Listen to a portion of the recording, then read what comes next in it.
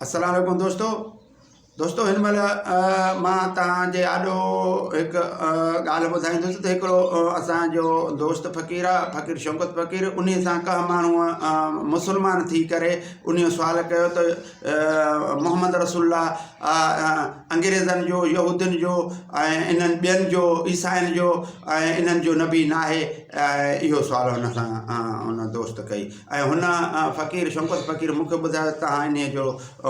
जवाबु ॾियो। तंहिं करे ॼण चओ त फ़क़ीर शौकत फ़क़ीर जे सुवाल जो जवाबु ॾेई रहियो आहियां ऐं हालांकि फ़क़ीर शौकत फ़क़ीर खे ॿिए कंहिं मुसलमान इहो सुवाल कयो। दोस्तो ही सुवाल जंहिं मुसलमान ही सुवाल उथारियो मूंखे अॼु इन सुवाल जे जवाबु ॾींदे हीअं चवणो पइजी वियो त ॼण चओ त यहूदियत असां मुसलमाननि जे घर में अची पहुतो आहे। इन मां मुराद त असां मुसलमाननि खे अञा एतिरी ॼाण ई कोन्हे इल्म ई कोन्हे जो असां पंहिंजे मज़हब जे उन ॻाल्हियुनि खे माना पाण ताईं माना हासिलु करे सघूं ऐं पाण जे ज़हन में विहारे सघूं, पंहिंजे दिलि दिमाग़ में विहारे छॾियूं, पंहिंजो ईमान मज़बूत करे सघूं। मूंखे हिन महिल ईअं ॾिसण में आयो त मां ॼण चओ त अंग्रेज़नि यहूदीन जो उहो माना ॻाल्हि असांजे घर में अची पहुतो आहे जो असांजे घर वारा ई माण्हू अहिड़ी ग़लति ॻाल्हि कनि। दोस्तो हाणे मां तव्हांखे क़ुर शरीफ़ मां हिकु आयत जो तर्जुमो ॿुधाईंदुसि। अल्लाह आलम अरवाह में क़ुर शरीफ़ में आयत त अल्लाह आलम अरवाह में सभिनि रूहनि खां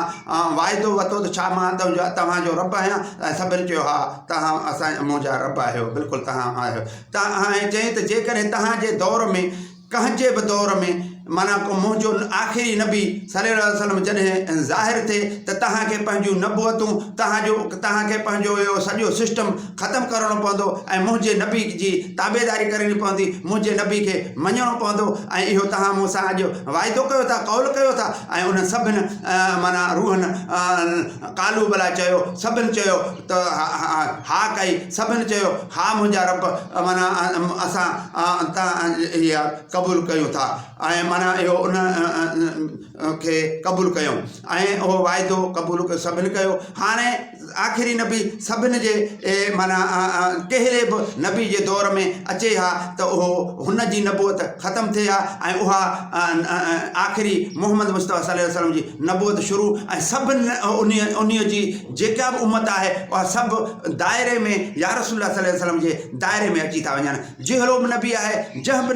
नबीअ जी उम्मत आहे उहा सभु जॾहिं आख़िरी नबी अचे थो त सभिनि जूं नबूअतूं मुअतल कयूं थियूं वञनि ऐं इन क़ुर शरीफ़ जी आयत मां सभिनि नबियुनि जूं माना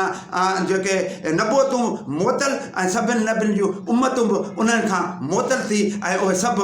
नबी करीम सल्लल्लाहु अलैहि वसल्लम आख़िरी रसूल मोहम्मद सल्लल्लाहु अलैहि वसल्लम जे नबूअत में शामिल थी था वञनि, चाहे उहे मञनि चाहे न मञनि त बि उहे नबी करीम सल्लल्लाहु अलैहि वसल्लम जा उम्मती आहिनि ऐं उहे उम्मती ॾींहुं क़यामत ताईं थी हुननि खे रहणो आहे। उहे मञनि या न मञनि हुननि जी मर्ज़ी आहे, हिंदू हुजे, यहूद हुजे, निसारो हुजे, ईसाई हुजे, मञे न मञे उन जी पंहिंजी मर्ज़ी आहे, मगर उन्हनि जो सभिनि जो नबी मोहम्मद रसूलुल्लाह आहे ऐं सभिनि रसूलनि जो आख़िरी रसूल मोहम्मद रसूलुल्लाह आहे। सभिनि जे हुननि जी जेके नबी थी गुज़रिया, जेके रसूल थी गुज़रिया, उन्हनि सभिनि जी माना नबूअत हिन महिल मुअतल आहे ऐं हिन महिल आख़िरी नबी सल्लल्लाहु अलैहि वसल्लम जी नबूअत जारी सारी आहे। हुननि जो टाइम पीरियड हुयो उहो पीरियड ख़तमु थी चुको आहे। तंहिं करे आख़िरी नबी मोहम्मद सल्लल्लाहु अलैहि वसल्लम खे मोकिलियो वियो आहे जेका ही सॼी उम्मत जेके काइनात जे दायरे में ॻोल्हे में रहनि था, उहो कहिड़ो माना क़ौम ऐं मज़हब जो हुजे, कहिड़ो बि हुजे, मञे न मञे उहो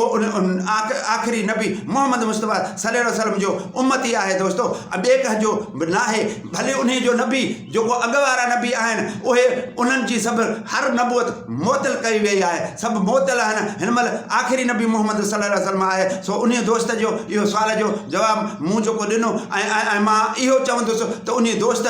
खे बि ऐं ॿियनि जिन हे वीडियो ॿुधो आहे इहा ॻाल्हि ॿियनि ताईं पहुचाइनि त जीअं या रसूलुल्लाह सल्लल्लाहु अलैहि वसल्लम जो नबूअत वारी ॻाल्हि उहो सभिनि ताईं पहुचे त ही जेके बि माना उम्मती आहिनि, जेके बि आहिनि, अंग्रेज़ आहिनि, यहूद आहिनि, निसारा आहिनि, ईसाई आहिनि, भील आहिनि, बागिली आहिनि, जहिड़ा बि आहिनि, हिंदू आहिनि, ॿुद्ध आहिनि, जहिड़ा बि आहिनि उहे बि आख़िरी नबी मोहम्मद सल्लल्लाहु अलैहि वसल्लम जा उम्मती आहिनि। मञनि न मञनि हुननि जी मर्ज़ी आहे त हुई इन इन जे दायरे में अची आहे। ॿियनि नबियुनि जे नाले सां जेके चवनि था असां ॿियनि जे नबियुनि जा उम्मती आहियूं, न आहिनि उन्हनि जे उम्मती। छो त क़ुर शरीफ़ जी आयत में आहे त आख़िरी नबी सल्लल्लाहु अलैहि वसल्लम माना जेॾी महिल बि आयो त हुननि जी